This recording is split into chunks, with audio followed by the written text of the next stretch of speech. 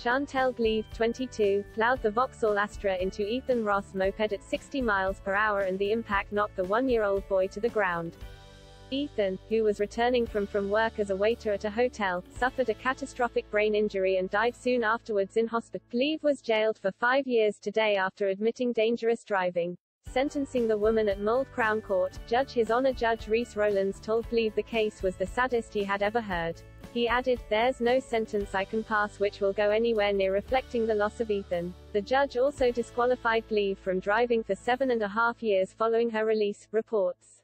A court heard Gleave had 2 defective headlight bulbs, and even bought replacements that day, but had turned down an offer to have them fitted. She instead used foglights as she travelled on the A55 eastbound near St Asaph, North Wales, where she collided with the moped. And the court heard Gleave had started counting £100 in £10 notes, which were to her left on the central console or front passenger seat, before the smash on September 14. Gleave fell pregnant while she was under police investigation with a reasonable chance that she would face charges. But her defense barrister asked the court to find that the pregnancy was not an attempt to manipulate the matter. The baby is due in April. John Philpotts, prosecuting, said Gleave told an off-duty police officer, who had stopped after the crash, "I didn't see him. He was going so slowly. I didn't have time to stop. I was looking down to the side, counting the money, and when I looked up he was just there in front of me and I hit him." The defendant, from Shotton, Flintshire, had been doing some work at a friend's flat in nearby Colwyn Bay where she had been paid the £100.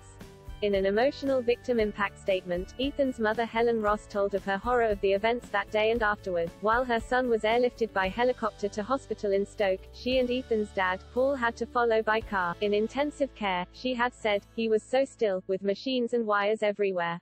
I said no, that's not my boy. I wanted to squeeze the life back into his body." Sadly, Ethan succumbed to his injuries but saved many lives as an organ donor. Simon Mills, defending Gleave, said of her driving, "She had foglights.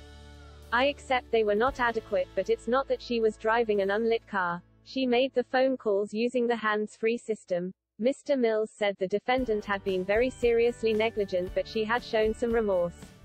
She recognizes the devastation she has caused and has flashbacks. After the sentencing, Senior Investigating Officer, Sergeant Raymond Williams of the Roads Policing Unit said, "Our heartfelt condolences remain with the family and friends of Ethan at this incredibly difficult time." Gleave showed no regards for anybody else that night and her reckless actions tore an innocent teenager away from his family and friends. She was aware that she had defective lights on her vehicle, but yet she decided to drive.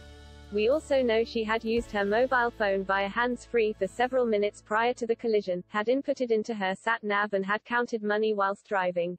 Although she now has to face up to her actions, no sentence can compensate for the loss of life and the distress caused. I hope the sentence handed down by the court sends a stark warning to anyone who takes the risk by driving whilst distracted. We'd like to thank the public once again for their assistance during this investigation.